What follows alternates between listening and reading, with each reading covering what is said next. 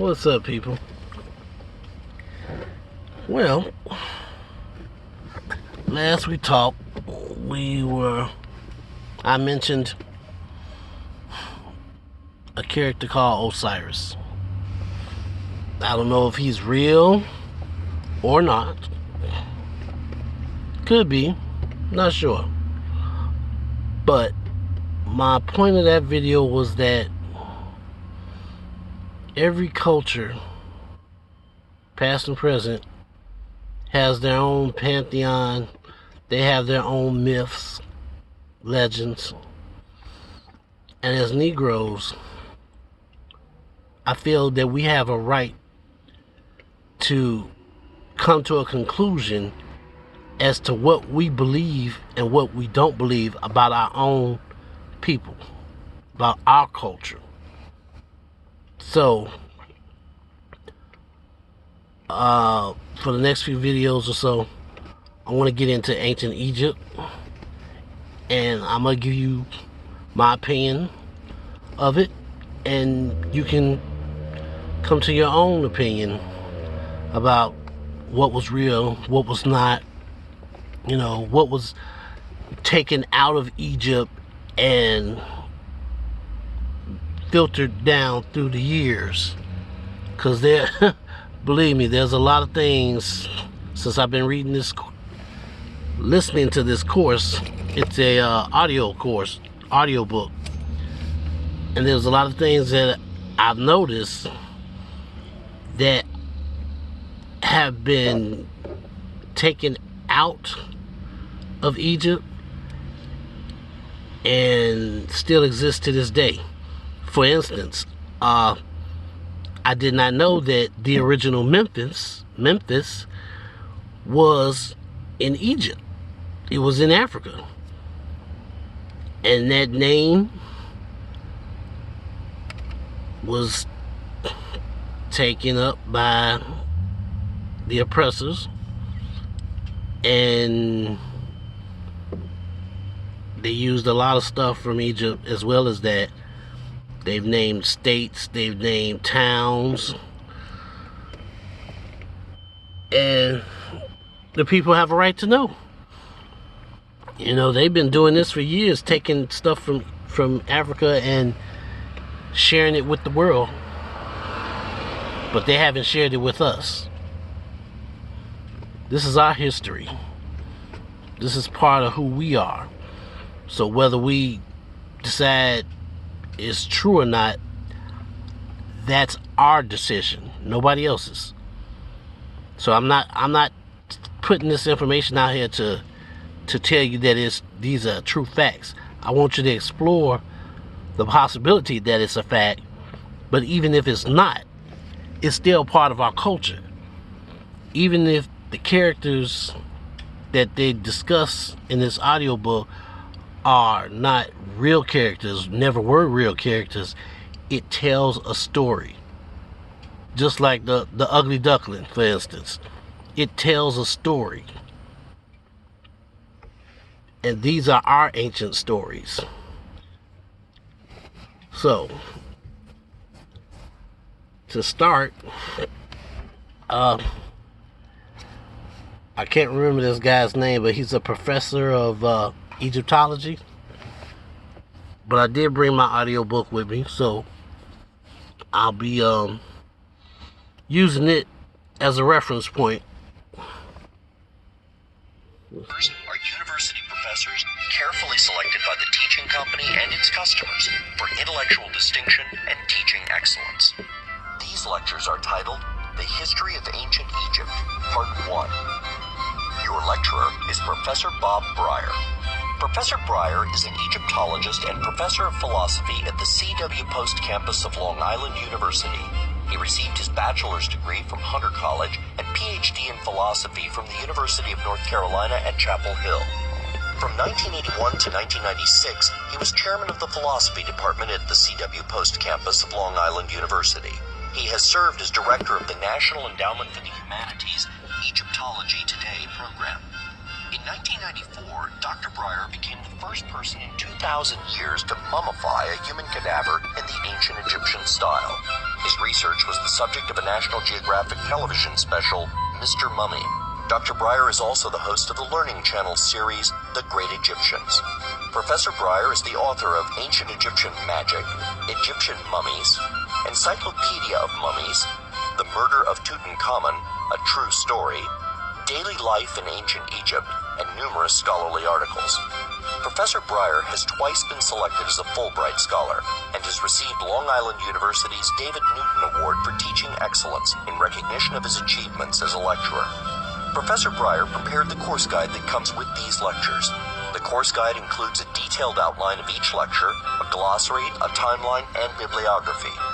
To get the most out of this course, you may find it useful to follow along with the outlines or review them before or after each lecture.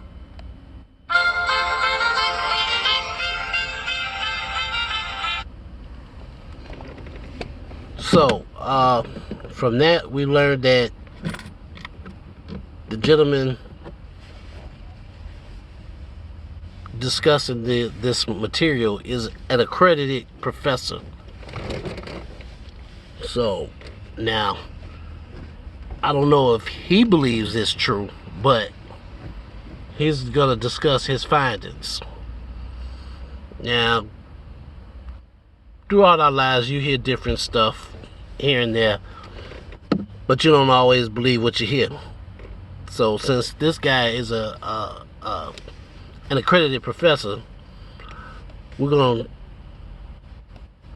basically take what we've already known and compare it to what his professional opinion of what happened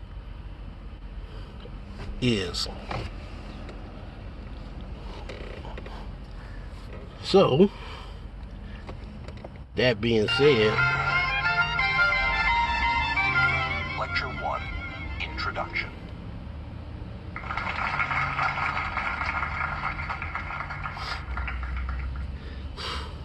Hi, I'm Bob Breyer, and we're going to be together for 48 lectures.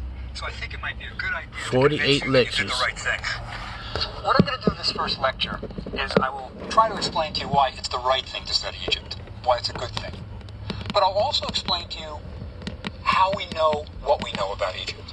We know an incredible amount about Egypt. We don't know as much about, say, the Mayans, or the Assyrians, or the Babylonians, but we know lots about the Egyptians.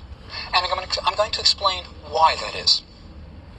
Another thing I'm going to explain is that there are different approaches to the subject.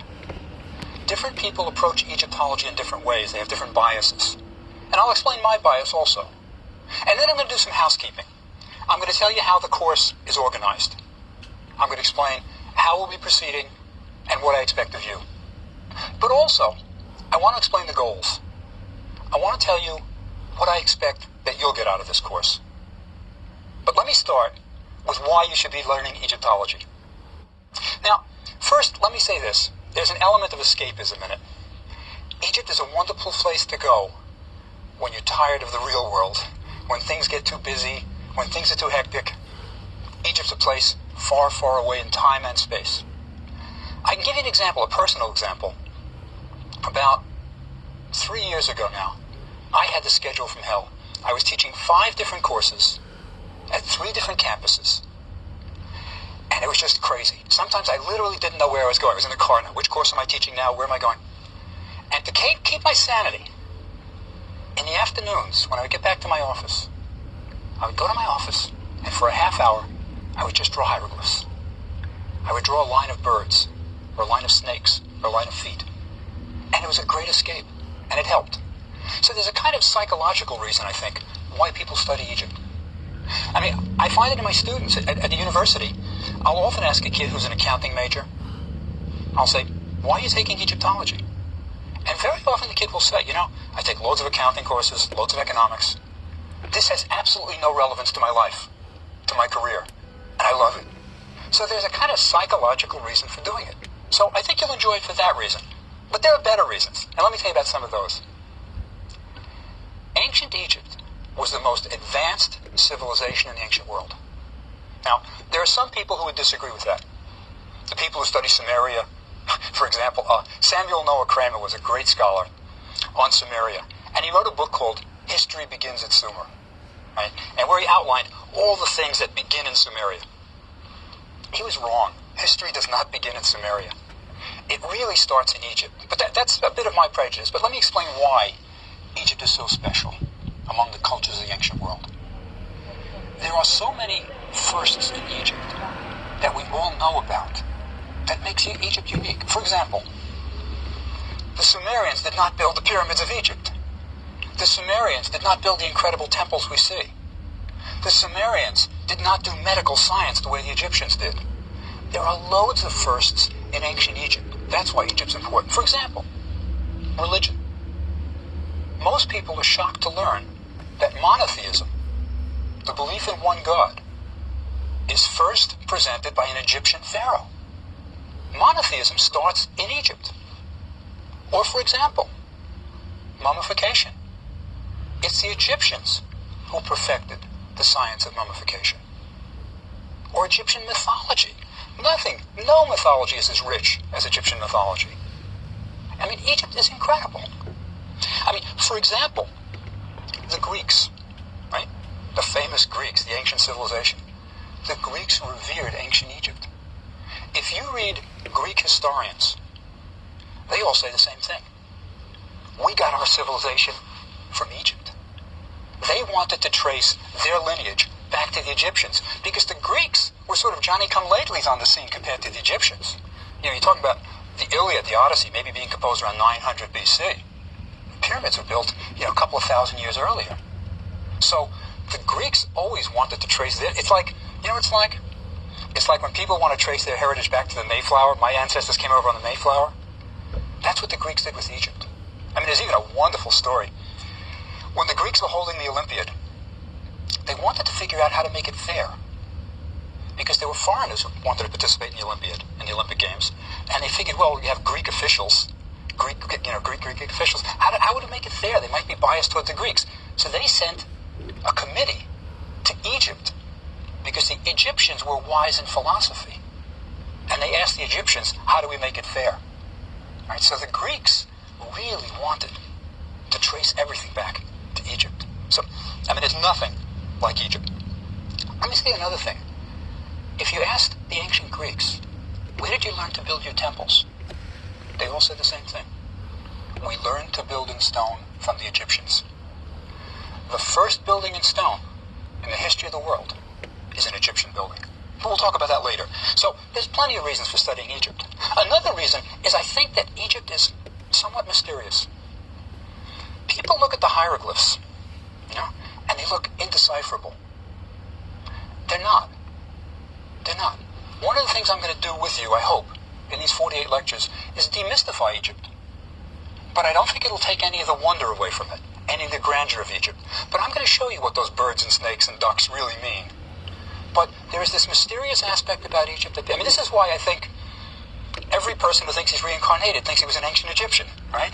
They were never a shoemaker in Brooklyn, right? They were always an ancient Egyptian. So I think that there's this mysterious aspect about Egypt that also draws us to it. And then there's the art. There's nothing like Egyptian art. Think about it. You go into a museum and you look at Greek art. And I'm not demeaning Greek art. It's wonderful. The wonderful craters, the large pots, Cycladic idols are very stylish, terrific. But it's just not Egyptian art. It's not that colorful, vibrant. There's something special about Egyptian art. And we'll talk about that later too. So there are plenty of reasons why we should study Egypt. And that's why I think you're going to enjoy it. But let me move on. Let me say that there are various approaches to how to study Egypt. And it's important that you understand these different approaches because they're biases. And I have my bias, and I'll talk about that. Okay, so that's pretty much the beginning. That's how it starts. You heard what he was saying about Greek borrowing, from the Egyptians. Everything that the Greeks did was their own version of what they learned from Egypt. They had their own style, true enough, but their philosophy on how they lived came from Egypt.